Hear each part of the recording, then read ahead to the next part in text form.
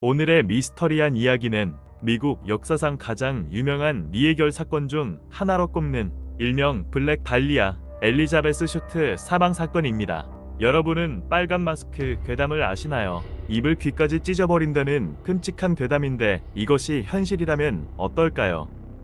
1947년 1월 15일 아침 로스앤젤레스 남서부에 있는 네이머트 공원에 인근 주민이었던 베티는 딸과 함께 한적한 공원 근처를 산책하던 중이었습니다. 그러다 공원 풀숲에 버려진 무언가를 발견하게 되었는데 베티는 마네킹인 줄 알고 다가가 보았지만 그것이 곧 여성의 사체라는 것을 깨닫고 기겁을 하며 경찰에 신고했습니다.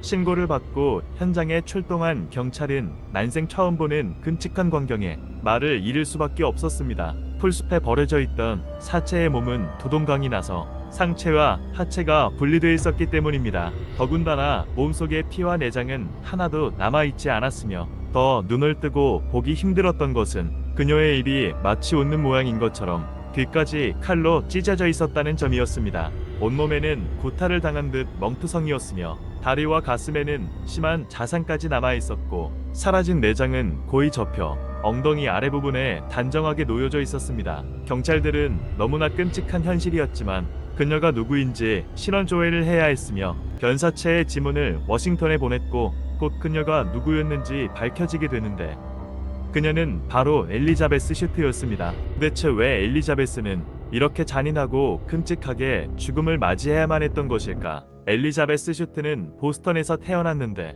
클레오 슈트와 포비 메이의 오녀 중 셋째 딸이었습니다. 가족들과 화목한 날을 보내던 어느 날 1929년 돌연 아버지 클레오 슈트가 하는 사업이 망하면서 집안의 가세가 크게 기울었고 이런 상황에 아버지인 클레오 슈트는 찰스강 다리에서 차를 세워둔 채 행방불명되었습니다. 신고를 받고 출동한 경찰이 급히 조사에 나섰지만 경찰들은 클레오 슈트를 찾지 못했고 그가 가장의 무게를 견디지 못하고 다리 밑으로 투신한 것으로 결론짓게 되면서 사건을 마무리하게 됩니다. 이 소식을 들은 어머니인 포비 슈트는 남은 자녀들을 데리고 매드퍼드 시내의 작은 아파트로 이사를 가게 되고 그렇게 엘리자베스 슈트가 18세가 되던 해인 1942년 어느 날 죽은 줄만 알았던 부친으로부터 그가 살아있을 뿐만 아니라 캘리포니아에서 새 삶을 살고 있다는 사과의 편지를 받게 됩니다. 이에 엘리자베스는 6살 이후로 만난 적 없는 아버지와 함께 살기 위해 홀로 캘리포니아로 떠나게 됩니다. 하지만 그녀의 캘리포니아 생활은 순탄하지 않았습니다. 사춘기 시절이었던 엘리자베스는 가출과 음주를 일삼으며 사고를 치기 일쑤였고 미성년 음주 혐의로 체포까지 되는 지경에 오자 당국은 그녀를 매드퍼드의 어머니 집으로 돌려보내기로 했습니다. 하지만 엘리자베스는 매드퍼드가 아닌 플로리다로 갔고 그곳에서 공군 장교인 마이클 고든 소령과 사랑에 빠져 그와 다시 행복한 삶을 꿈꾸지만 당시 고든 소령은 2차 세계대전에 참전 중이었고 결국 엘리자베스에게 돌아오지 못하고 전사하고 맙니다. 슬픔에 잠긴 엘리자베스는 세상을 떠난 고든 소령의 친구가 로스앤젤레스에 거주한다는 사실을 알게 되었고 그를 만나기 위해 로스앤젤레스로 떠나와 모델 겸 배우를 꿈꾸며 지내게 됩니다. 그렇게 잘 지내는 것만 같았던 엘리자베스가 처참하게 발견되었으니 이 일은 수일 동안 신문의 일면을 뒤덮었고 사람들은 큰 충격을 받게 되었습니다. 이에 경찰은 500명이 넘는 인력을 동원해 대규모 수사에 착수하게 되는데 형사들은 변사체 근처에서 구두 모양의 발자국과 타이의 자국 그리고 묽은 피가 들어있던 시멘트 포대를 발견하게 됩니다. 또한 그녀의 사체를 부검해 본 결과 발목과 손목 등에 포박을 한 흔적들이 있었으며 앞쪽과 오른쪽 두피에 타박상이 있는 것으로 보아 얼굴과 머리에 둔탁한 무언가로 가격당한 흔적이 남아 있었습니다. 상체와 하체를 절단한 방법은 1930년대에 하반신 절단술이라고 부르던 수술 방법과 비슷했으며 사체 절단면에서도 혈액이 깨끗하게 사라진 상태였기 때문에 이런 처리 과정까지 할 수 있는 사람이라면 의학적 지식이 있는 사람이 아니냐는 추측도 있었습니다. 수사 결과 3,000명의 용의자가 생긴 가운데 엘리자베스 슈트의 아버지인 클레오 슈트 또한 용의선상에 올랐는데 그는 외과의사를 하고 있었으며 정신질환까지 앓고 있었기 때문입니다. 허나 경찰은 클레오가 별다른 연관성이 없으며 동기 및 증거도 없었기 때문에 그를 범인으로 단정짓기 어려운 상황이었습니다. 경찰은 그렇게 많은 용의자들 중에 특정한 범인을 찾아내지 못하고 사람들은 수많은 음모론과 루머들을 만들기 시작했는데 서로 앞다투어 엘리자베스의 기사를 내던 기자들 사이에 이그제 미너지의 신문사에서는 그녀가 마지막으로 목격되었을 때 입었던 검은색 양장과 스커트를 따서 블랙 달리아라는 별칭을 붙이고 언론에 보도하기도 했습니다.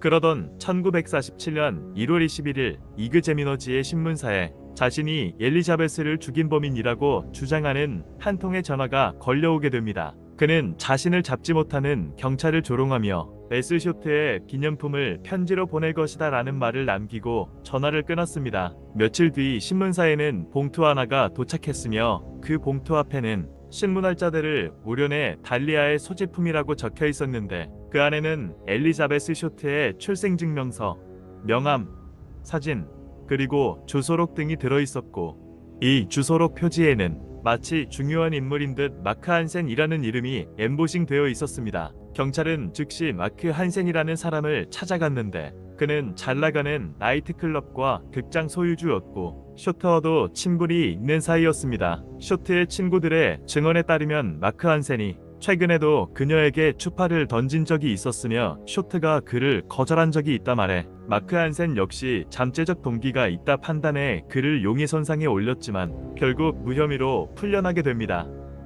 그 외에도 그녀의 마지막 목격자로 알려진 쇼트와 불륜 중이던 에드 멜리, 엘리자베스 사건에 대해 자세한 정보를 알고 있던 레슬리 딜론, 쇼트와 직접적인 관계가 있다는 증거는 없었지만 로스앤젤레스에서 활동했던 문란한 의사인 조지 호델 등이 유력한 용의자로 올랐지만 전부 확정적인 물증이 없어 경찰은 기소하지 못하게 됩니다. 신문사에는 유명세를 얻어보기 위해 자신이 진짜 범인이다 라고 말하는 허위자백이나 신고들까지 빗발쳤지만 경찰들은 결국 범인을 찾지 못했습니다. 그 와중에 기자들이 함부로 사건을 파헤치고 검증 없는 보도를 남발하면서 엘리자베스 슈트는 고인이 되어서도 확실하지 않은 이상한 소문에 휩싸여야 했습니다. 결국 엘리자베스 슈트 사건은 끝내 범인을 찾지 못하고 1947년 봄이 저물면서 마무리되고 맙니다. 현재 이 블랙 달리아 사건은 78년이 지난 지금에도 장기미제로 남아있는 미스터리한 사건이며 미국 역사상 로스앤젤레스에서 제일 오래된 미해결 범죄 사건으로 남게 됩니다. 도대체 그날 엘리자베스를 이토록 잔인하게 죽인 사람은 누구였을까요? 수십 년이 지난 지금도 여전히 회자되고 있는 블랙 달리아 사건이었습니다.